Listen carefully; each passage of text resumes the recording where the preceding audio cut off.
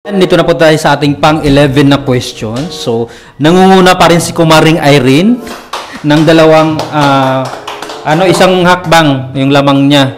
Ayan. So, tanungin natin siya kung pinaghandaan niya ba itong, na to. Anong klaseng paghahanda ang ginawa mo kanina? Nakinig lang ako kung ano. Ay, di ba? Bongga. Nakinig lang siya. O, ikaw, kumusta naman nung klaseng paghahanda ang ginawa mo kanina? Ano po? Pinag-isipan ng mabuti. Pinag-isipan mo yung tanong lang.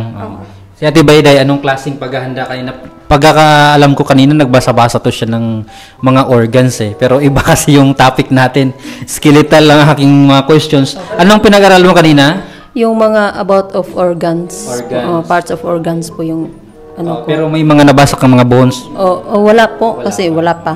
So ito ay mga kababayan, hindi nila alam tong mga topics natin. Lalo na si Ate Baliday kasi may pinag-aralan siya ibang topic ngayon. Question number 11. What is the study of bones called? O ano daw ang tawag doon sa mga nag-study ng mga buto? O letter A, osteology, B, skeletology, and letter C, arthrology. Again, what is the study of bones called? Letter A, osteology, B, skeletology, letter C, arthrology. Okay, Ate Bariday. B, skeletology. Opo. Rice Marjorie? B po. Letter B, skeletology. Kumaring Irene, anong tawag sa nag-study ng bones daw? Osteology, skeletology, or arthrology? Arthrology.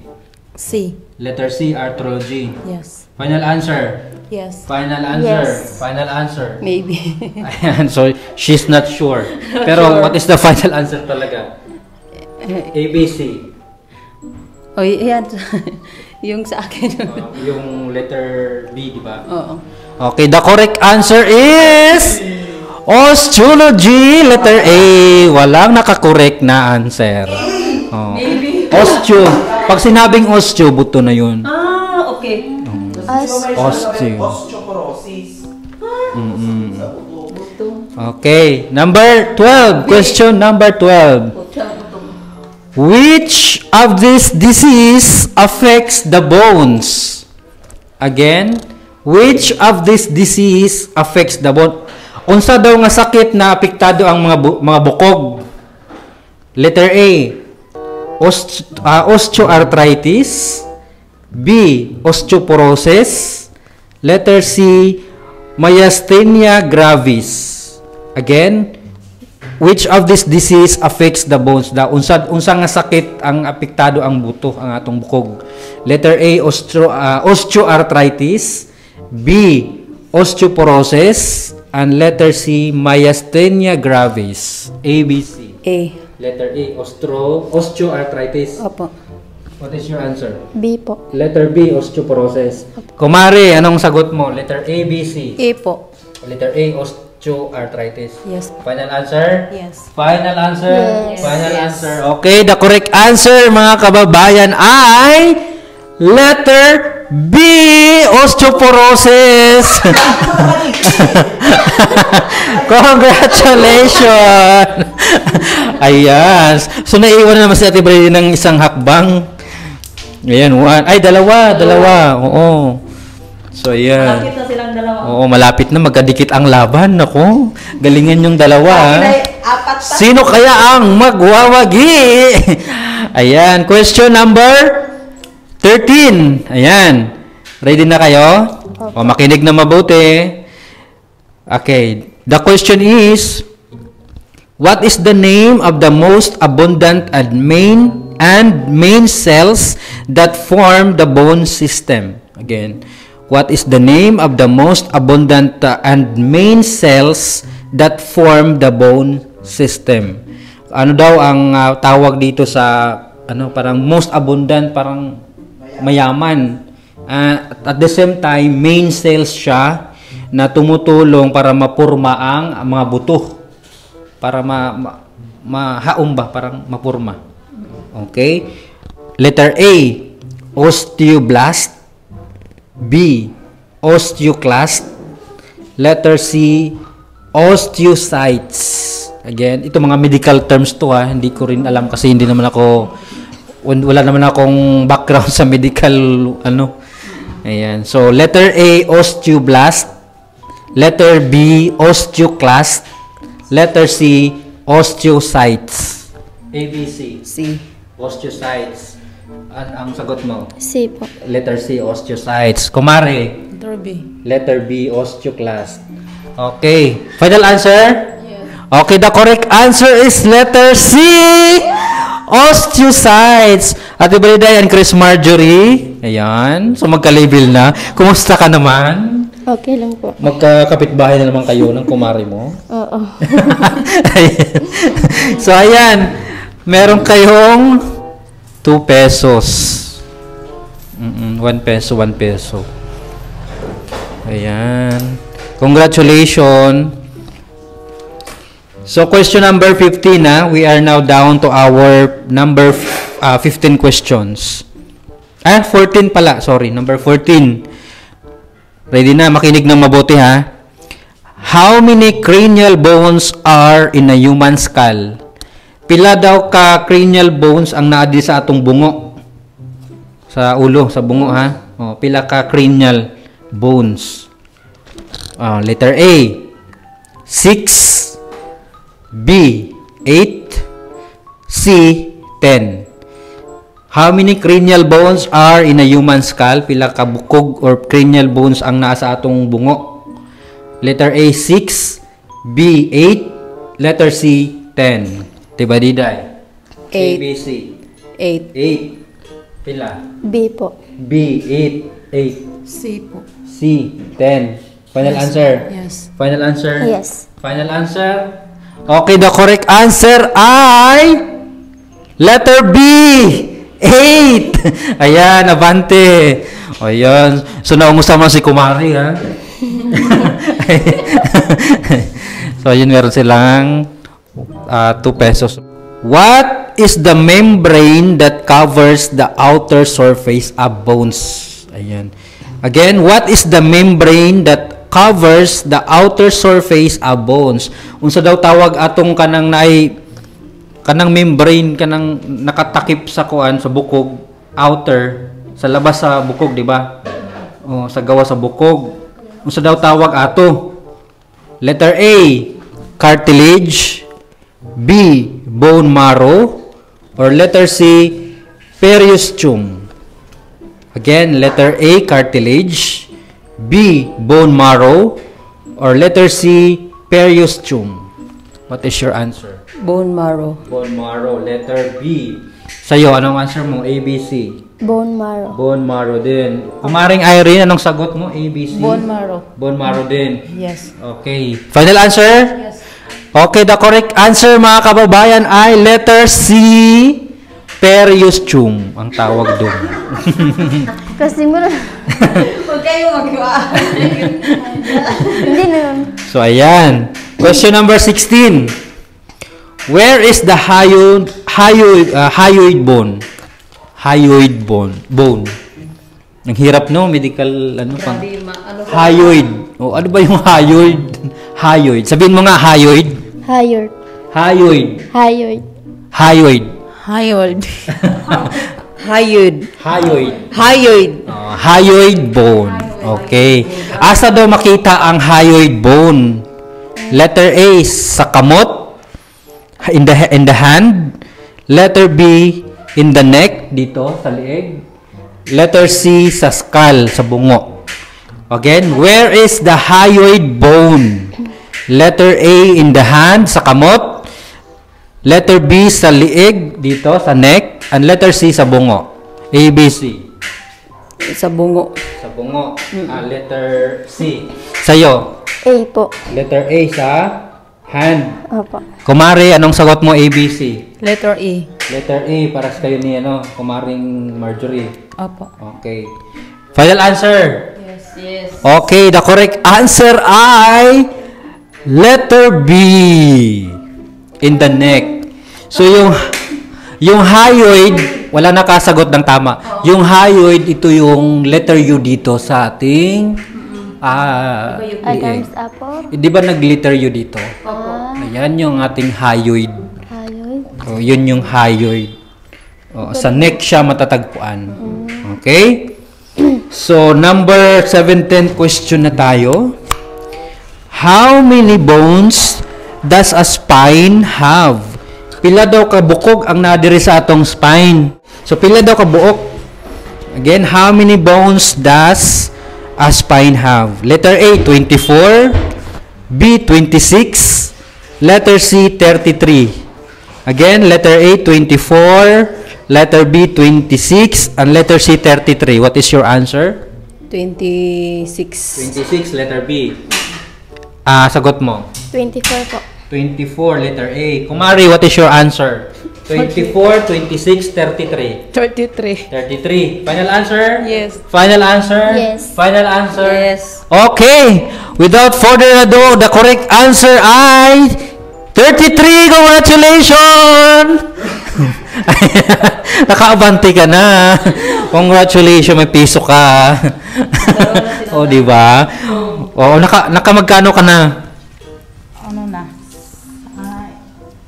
2, 4, 6, 7 na. Ay, naka 7 pesos na siya. Ikaw, naka 7 ka na rin kasi same level. Ikaw, naka magkano na? Iniwan mo?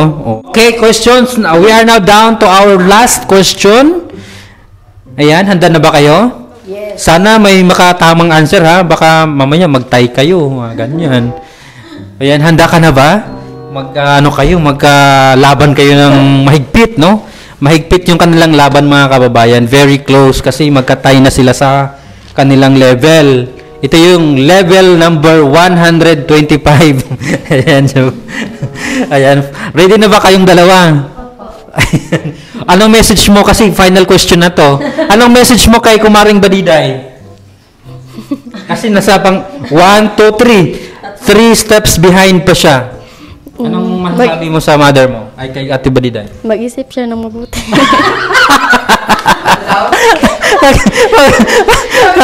Mag-isip ka na mabuti. Huwag daw pagdalos-dalos. Huwag ka daw pagdalos-dalos, sabi ni Chris Marjorie. Siyempre si Kumaring Irene, ano pong mensahe mo kay Ate Badiday na pag-iwanan mo? Ano lang niya, kailangan mag-isip siya ng mabuti. Sayang, mag-isip ka rin. Ano naman sabi mo sa dalawa? Congrats lang dalawa. Congrats. So, ayan. So, ito naman ay sports lang. Wala naman. Tsaka lahat sila, hindi nila alam to. Para maano ako. Oo. Kahit mamaya ibigay ko itong notes kay Ate Badiday mamaya. Tandaan ko yan. Oo. Yung mga medical terms. Ayan. So, now, mga kababayan, final questions. Sana walang mag-tie. Okay? Ready na? Dali. Doon ka para walang ano. Okay. Okay, baka isipin niya, diba, malas yung siya kasi laging inuuna. Laging una-una. Okay. Okay. So, ready na? Okay. Where is the palatine bone located? Or palatine, di ko alam, di ko sure. Sorry ha, baka mamaya mabash tayo. Palatine or palatine bone? Basta yun yung palatine or palatine, di ko lang sure ha. Di ko na sa Google yung pronunciation niya. So asa daw siya makita, matatagpuan? Letter A, thorax. Letter B, face. Or letter C, spine. So where is the palatine or palatine, not sure, bone located? Asa daw siya makikita? Letter A, sa thorax. Letter B, in the face. Letter C, in the spine. Kumari, A, B, C. Letter B. Letter B, sa face. Yes. What is your answer? B din. Face. Letter B. Kumari, what is your answer? Sa pine ako. Sa pine. Sa spine. Opo. Final answer? Yes. Final answer? Silang dalawa nagkapayas. Hindi naman kayo nagkopyahan? Yes. Hindi. Ay, yes daw. Sabi ko. Hindi kayo nagkopyahan, ha? Okay. The correct answer, mga kababayan, is letter B. We have a tie. Face. Oo, sa face nakikita ang kuan. So, kailangan may tiebreaker tayo. Oo. Oo. Since si Ate Badiday ay wala na. Oo. Ito yung tiebreaker question natin. What is the largest organ in the human body? Letter A, lungs. B, liver. And letter C, skin. What is the largest organ in the human body? Letter A, lungs. B, liver. Letter C, skin. C. Letter C, skin. Apo. Final answer. Yes. Letter C. Skin. Same kayo pa rin. Okay, final answer. Yes. Hindi kayo nagkopyahan, ha? Okay, the correct answer is letter C, skin. Pares pa rin kayo. Magano na kayo bato-bato pick? Jack and Poy? This is your question. Blank is a vital organ wherein it is a muscle that pumps blood to all parts of your body. The blood pumped by your blank provides your body with the oxygen and nutrients it needs to function. Your blank is about the size of a clenched fist and weighs between 300 and 450 grams. Letter A. Ano kaya ito? Anong organ to? Letter A. Liver. B. Lungs. Letter C. Heart. Letter A. Liver. B. Lungs. Letter C. Heart. C po. Heart. Final answer. Yes. B po. B. Lungs. Yes. Final answer. Yes. Final answer. Yes. The moment of truth, mga kababayan, mga ka-wonders. Ang tamang sagot ay, sino kaya sa kanila ang mananalo? Okay, the correct answer, mga kababayan, is... Congratulations! The correct answer is heart! Congratulations, Chris Marjorie! Ano masasabi mo sa ating mga palaro ngayong hapon? Maganda po kasi yung utak mo. Kasi pinaghandaan mo talaga ba? Pero hindi, naganda ka ba talaga? Hindi naman. Kasi pinag-isipan ko lang. O, parang inano mo lang, internalize mo lang yung mga questions. Opo. Ayun. So, congratulations. Ano masasabi mo sa kanila? Lalaban na. Di ba? Ikaw naman kasi may sabi ng lalaban. Lalaban ako. Ayan, congratulations. At syempre si Kumare ang ating first runner-up. Ayan, ano masasabi mo sa palaro natin? Happy po ako. Kasi kahit na-surprise ako na may laro ngayon. Pero happy. Okay.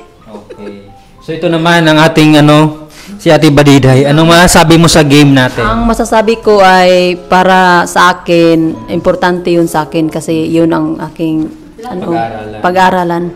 Kaya kahit hindi ako nanalo kasi challenge naman yun sa akin kasi yan nakabubuti po sa akin yun. Kaya yung wrong ko ay naisipan ko na yan pala yung tama. Yung tama. Kasi kailangan mo talagang pag-aralan yung mga medical terms. Opo. Kung anong tawag dyan, anong tawag Opo, dito. Kaya ngayon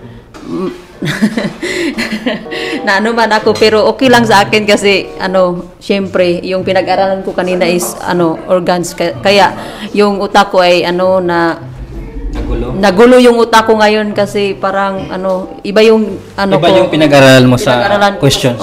Kasi yung subject ko ay ni-search ko kanina kaya hindi Ibang organ. ibang organ. Kasi yung mga question ko mga kabayan is related dun sa mga buto sa skeletal system po natin.